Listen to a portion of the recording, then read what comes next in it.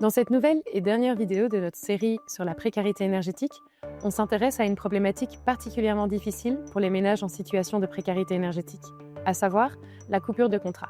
Comment en arrive-t-on là? C'est la question que nous avons posée à Karine Stassen, chef du service socio-économique de Brugel, l'autorité bruxelloise en matière de régulation de l'électricité, du gaz et du contrôle de prix de l'eau.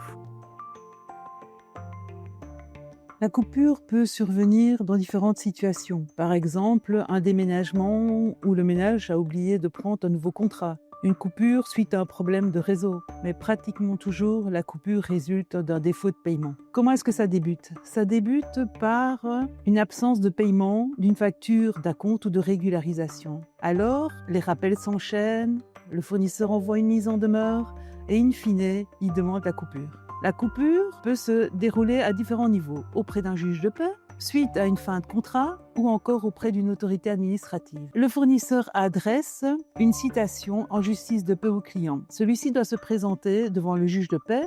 Dans 80% des cas, le client ne se présente pas et les juges ordonnent la coupure. La coupure sera effective 30 jours après la signification du jugement. En cas de fin de contrat, après la durée normale d'un contrat, le fournisseur adresse au client un courrier mentionnant qu'il ne va pas renouveler son contrat. Le client oublie ou n'arrive pas à trouver un nouveau contrat et du coup, à la date de la fin du contrat, le client sera coupé.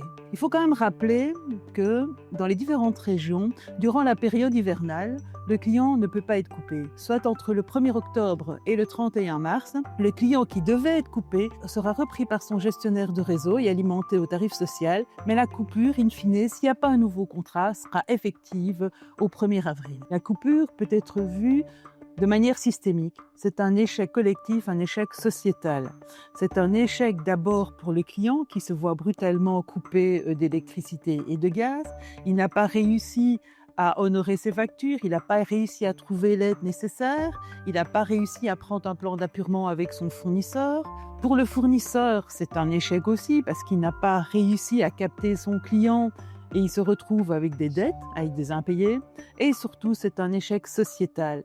Vu toutes les protections mises en place, autant fédérales que dans les différentes régions, pour éviter la coupure est vue comme un échec. C'est brutal pour le ménage qui se voit privé de son gaz et d'énergie, un bien essentiel.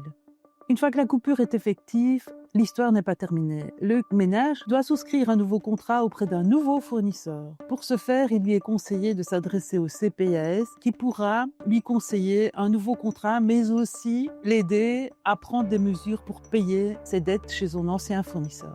Néanmoins, ce n'est pas parce que le contrat est signé que le gaz et l'électricité vont revenir directement en un claquement de doigts. Non, il faut plusieurs jours afin que l'alimentation reprenne. Afin d'éviter la coupure, il est important, dès les premières difficultés, dès les premiers appels, de prendre contact avec son fournisseur, d'établir avec lui un plan d'appurement raisonnable. Si les difficultés sont trop importantes, il faut s'orienter vers le CPS. Ce dernier a différentes mesures en son sein qui permettent aux ménages de se sortir de ces difficultés. Les démarches précoces permettent souvent d'éviter la coupure avant qu'il ne soit trop tard. La coupure de contrat n'est pas une fatalité. Comme l'explique Karine Stassen, elle résulte bien souvent d'un enchaînement de difficultés qui peuvent être évitées si l'on s'y prend suffisamment tôt. Se renseigner, prévenir la précarité énergétique avec des gestes simples au quotidien, ou encore contacter son fournisseur ou par la suite solliciter le CPS dès l'apparition des premières difficultés. Ces étapes changent réellement la donne. L'essentiel est de ne pas rester seul face aux problèmes. Si cette vidéo vous a été utile, n'hésitez pas à la partager et retrouver toutes nos autres vidéos autour de la précarité énergétique afin de mieux comprendre ce phénomène et analyser comment s'en protéger au mieux.